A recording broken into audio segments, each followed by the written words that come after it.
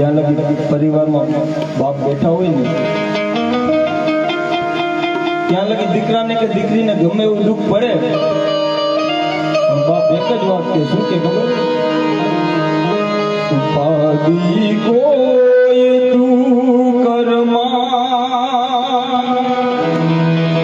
હજી હું બાપ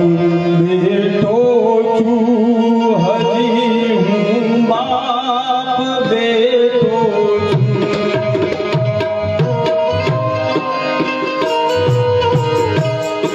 જગતમાં કોઈ ડરમાં